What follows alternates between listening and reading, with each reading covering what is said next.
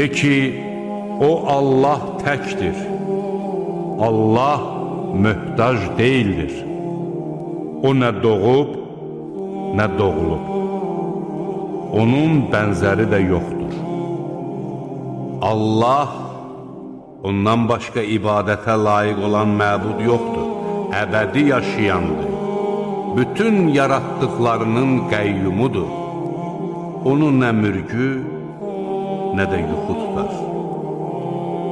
Göylərdə və yerdə nə varsa ona məxsusdur. Onun izni olmadan, onun yanında kim havadarlıq eləyə bilər? O məxluqatın gələcəyini və keçmişini bilir.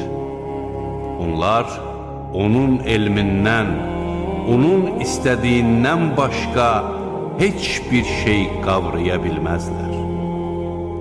Onun kürsüsü göyləri və yeri əhatə edir. Bunları qoruyub saxlamaq ona ağır gəlmir. O ucadır, uludur. O özündən başqa heç bir məbud olmayan, qeybi və aşkarı bilən Allahdır.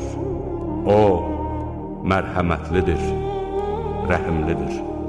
O özündən başqa heç bir məbud olmayan, hökmran, müqəddəs, pak, haqqı təsdiq edən, hər şeyi müşahidə edən, qüdrətli, qadir, məğrur Allahdır.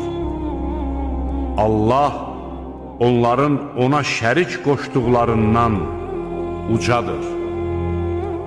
O xaliq, yoxdan yaradan, surət verən Allahdır.